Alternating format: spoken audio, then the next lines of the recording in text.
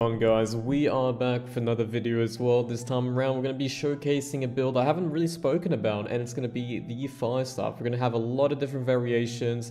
This is purely for raid builds, but you can play it for arenas, for OPRs, as well as just for open world or duels. And the first build we're going to be showcasing is the Firestaff Rapier. I like this build the most, and a lot of it just comes down to the flexibility, the mobility, and the ability to make plays. And of course, with the burnout, with the flesh, you have a lot of gap closing potential, but you also have a ton of damage and a lot of ways to reset or get back into the fight. If you like flashy builds and the ability to make plays, then this is the one for you, but we're also going to be showcasing a couple of others, either for backline protection, a lot more pad builds, and different variations of both of these playstyles. So make sure to check the whole video out, and maybe there's one just for you.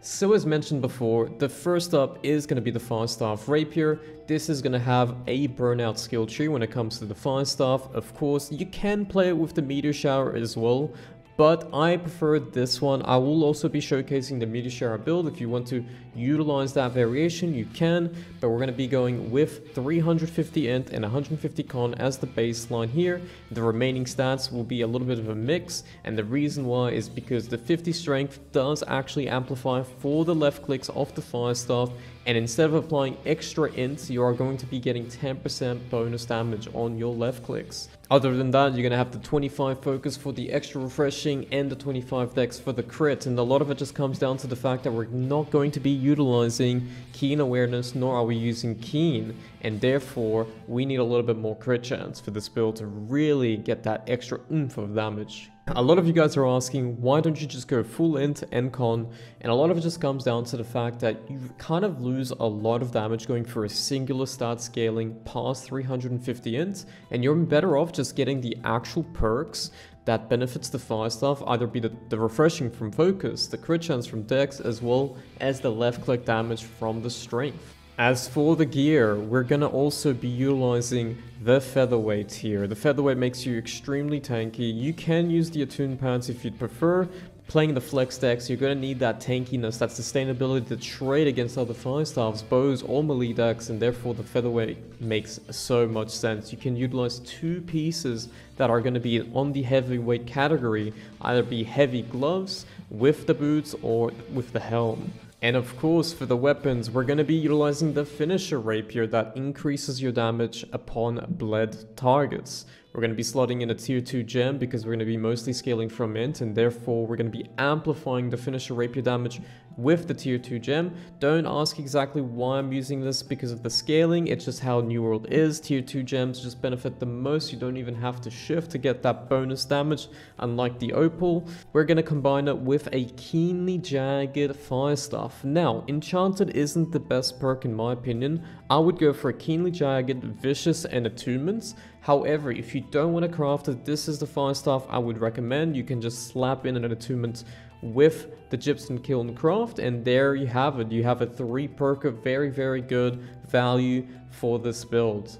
I will also mention that chromatic seal crafts are pretty easy when it comes down to getting the perk you want, vicious being the highest chance roll, and therefore you could just get attunement jagged locked and just roll for that vicious.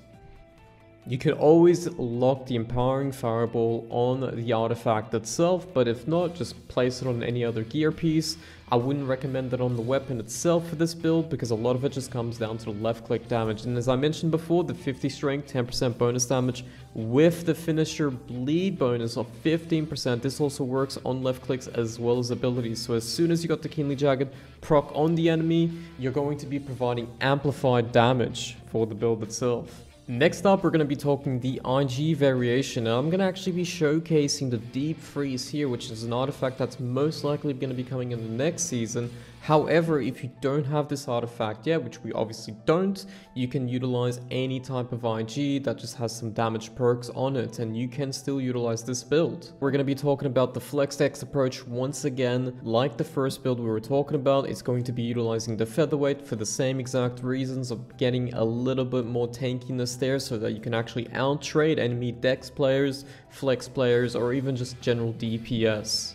The really cool thing about the Deep Freeze, it's got the kind of same mechanic as the Rapier, the finisher Rapier, if they're bled, you're going to be amplifying your damage by 15%. In this case, if they're under chilled, rooted, or iced effects, they will be taking 15% more damage from either one of your two weapons. So you have the ability to rotate your ice abilities such as Ice Storm, Shower, and then go into the Firestaff and pump out the pillars, the fireballs, to get that extra damage out. Which means that you want to min-max on your damage perks for your weapon. No more Keenly Jagged. In this regard, you want to still have an attunement type, either be Flame or Frost attunement. On top of that, the Vicious. And for the third perk, you can be very selective depending on what you see that you're facing. You could even go for Alacritus Punishment, which increases your damage by 20% if you're versing anyone that has any haste ability up. Or you could go back for the Keenly Jag, you can go back for the Keenly Power despite it being nerfed. I personally would go for the Alacritus Punishment with Flame Attunement as well as the Vicious.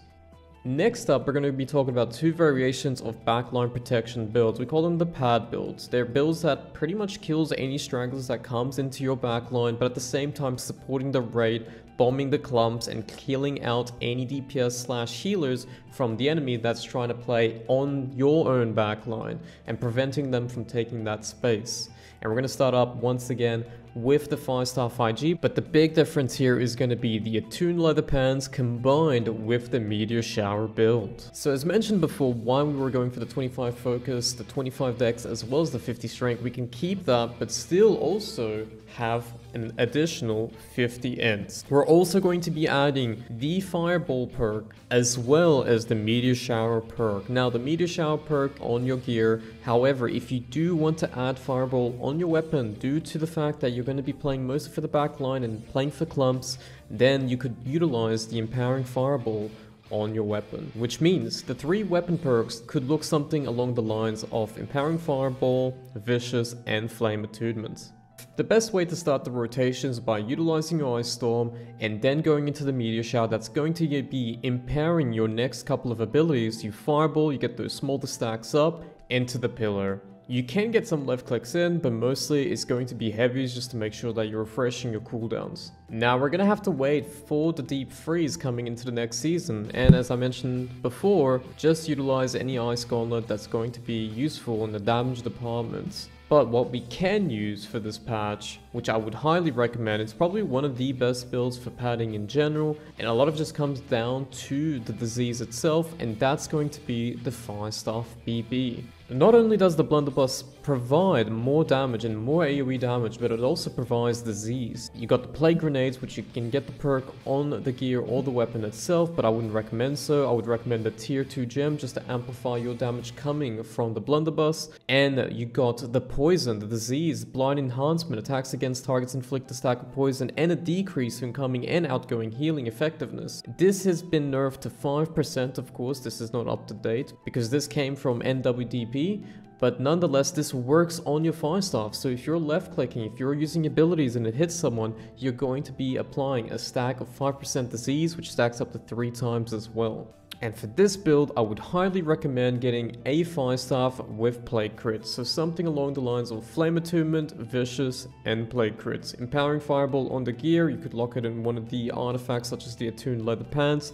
The Attuned Leather Pants is going to be giving you extra stats. And as discussed in the last build, we also have 50 strength, 25 focus index, 400 in, and 150 con to protect the backline and getting maximum output damage for the clumps, for the stragglers that comes in towards your backline. With this skill tree, once again, you're going to go for the Meteor Shower, but you're going to have grenades and shrapnel on top of that, the net shot to be utilized defensively, and the fortifying aggression just in case you get, you know, trouble down by a melee dex or a bruiser or something along those lines. Double down for maximum uptime with the grenades. You gotta make sure that you are utilizing the grenades first so that you can get the cooldown reduction from the double down. So keep an eye out on your bar because it does show how long cooldown the double down is. Just like the other build as well, you're gonna have to look out for your rotation. You want to start up with the grenades to get that double down cooldown off, and then going into the Meteor Shower, Fireball that gets amplified by the Meteor Shower perk, as well as Peeler, get a couple of heavies, rotate back, or if you don't have to rotate back because maybe it's on cooldown, then you keep going with the Firestaff being your primary. And the final topic for all of these builds is the gear itself. Now, a lot of people debate Enchanted Wood against Elemental Aversion. I know a lot of people like Elemental Aversion because it's got better scaling and it's all additive alongside Enchanted Wood being just mostly for the base. But again, it just really depends on what you're facing. If you're playing backline protector, most of the time you're going to be fighting a couple of disruptors, so you don't really need too much elemental aversion because it's not like Firestaffs are going to invade your backline. So therefore elemental aversion could be better for the flex dex approach, especially considering bows are converting their damage. You could be facing against muskets and other Firestaffs. But there are also people who debate that Enchanted Wood is even better in those regards because it also applies against melee decks and the left clicks from bruisers, so it's really up to you. I personally use Enchanted Wood. I know a lot of people who use Elemental Aversion. There's going to be these new pieces coming from the dungeons that also has Elemental Aversion and Enchanted Wood, but of course it comes with the downside of the Magnify, and you can't obtain too many of those pieces because Magnify is just going to be ruining your stats. But other than the debate of Enchanted Wood versus Elemental Aversion, you also gotta make sure to get some pieces of Refreshing and Fire Harnessing. Fire Harnessing is pretty good, but again, you can max cap in power because Fire Harnessing does attribute to that regard, whereas Refreshing doesn't. And that's it for today, guys. I hope you guys enjoyed the Firestaff variations for a raid build that works honestly in every game mode. And if you haven't already, make sure to subscribe. We're almost hitting the 1,000 subscriber mark. Once we hit the 1,000 subscriber mark, we're going to be pumping out a new video to celebrate and also give you guys more content just as a reward. So thank you so much for supporting the channel, and I'll see you guys in the next one.